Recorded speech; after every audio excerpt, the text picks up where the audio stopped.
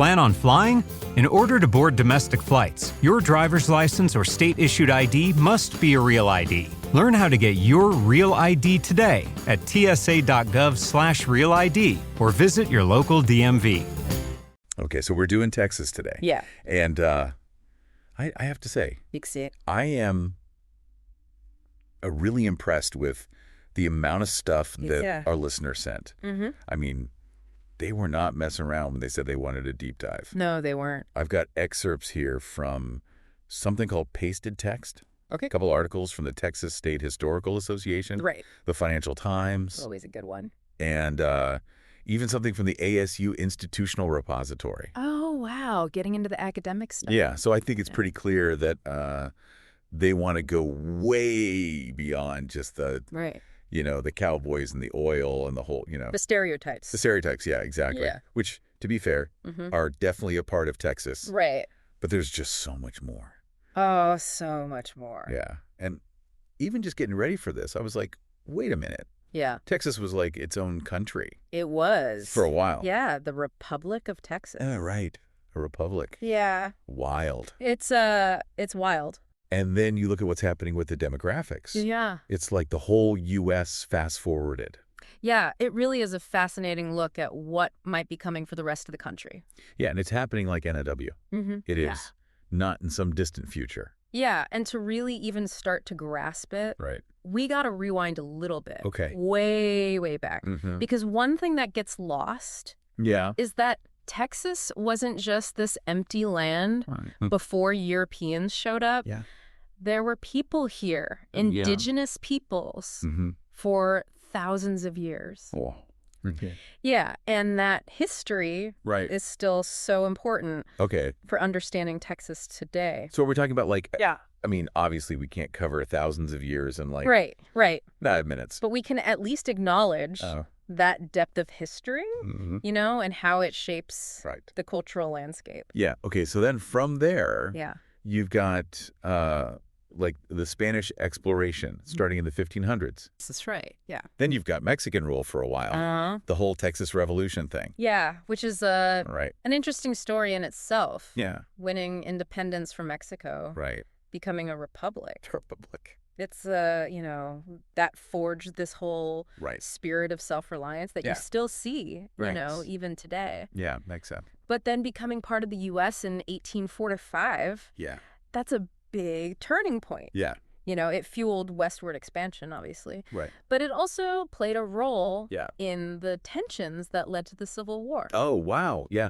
Okay, so we've got the history down. Right, we've sped through a few centuries there. A few centuries, but it's important context. It is. Because if you don't understand the past, you're really going to miss a lot of what's happening today. Yeah. And what's happening today is people, lots of people. Texas is booming. Yeah, and the demographics are changing so fast. Yeah, and that's one of the things that makes it so fascinating. Right. Because by 2020, Hispanics made up almost 50% of Texans 18 and under.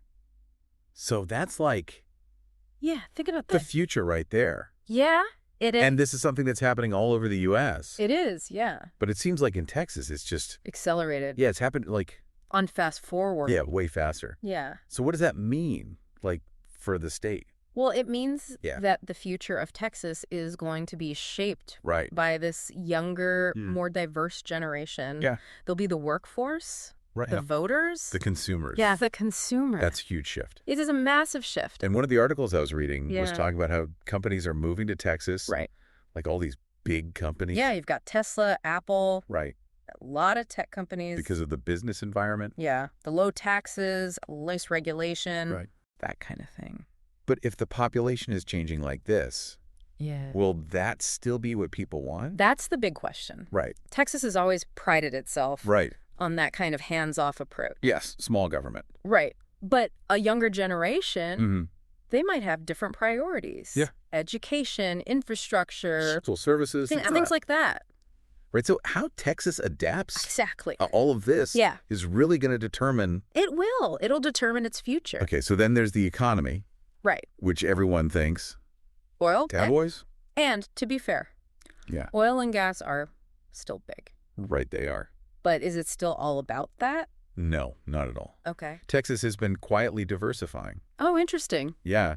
You look at Houston, it's becoming a big player in healthcare.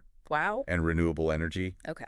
And then you've got Austin. Yeah. Which is like this mini Silicon Valley. I was reading about that in the Financial Times. They were talking about how like Tesla and Apple have set up these huge operations. Yeah, major operations in Texas. Yep. And it's not just the incentives. No. It's also the workforce. Right. Texas has a growing workforce. Especially in tech. Yeah. But all this growth. Oh, yeah. It can't all be good, right? Well, that's the thing. The Financial Times article actually talks about that. Oh, yeah. Yeah. The downsides of this boom. Okay. You know, there's a strain on infrastructure, right, roads, housing. Yeah. And it's driving up the cost of living. Yeah. So it's pricing out some of the longtime residents. Yeah, that's always the it's a downside of growth. It is, you know, and it's a challenge that cities all over the world are facing, how you manage that rapid growth. Yeah. It's tough. So it seems like Texas is trying to walk this tightrope. They are. Of like attracting all these businesses and this investment, but also managing it. Yeah. So that it benefits everyone. Right. That's the key. Not just the newcomers. Right, yeah. And that's where sustainable development comes in. Okay. You know, investing in infrastructure, affordable housing, education, workforce training, making sure that everyone has the opportunity to benefit from this growth. Okay. It's a tough balance, but it's a really important lesson. Yeah, for everybody. Yeah. So we've talked about the history, the demographics, the economy, but like, what about the soul of Texas? Yeah, like what makes Texas, Texas? Right.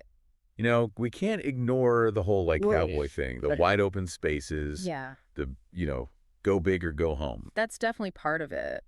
But it's got to be more than that. Yeah. Right? It is. So what is it? Well, Texas is really this incredible cultural tapestry. Okay. You know, woven from indigenous heritage, Spanish, Mexican influences, Anglo-American settlement. Okay. And then waves of migration from all over the world. So it's like all of that mixed together. It is, yeah. And you see it. You do. In the music. Absolutely. Right? Like you've got country. Yep. You've got Tejano. Blues. Yeah. All mixed together. Blending together. And the food. Oh, the food. Tex-Mex. Right. Like its own category. Yeah, it's amazing. A fusion of flavors. Yeah. That reflects the state's history. I love it. Yeah. So it's like that cultural blend is in everything. It is in everything.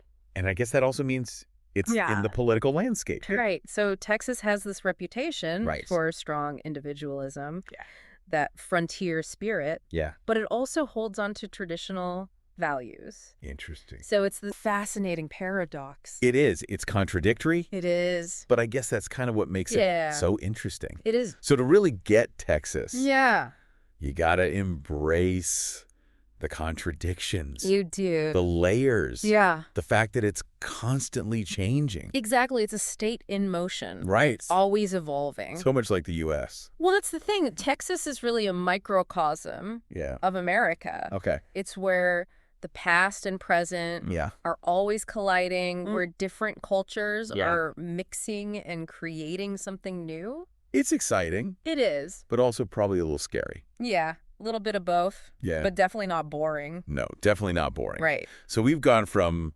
ancient settlements to like tech giants. Right, tech giants. Yeah. Demographic shifts. Yeah. To like the soul of Texas. We've covered a lot of ground.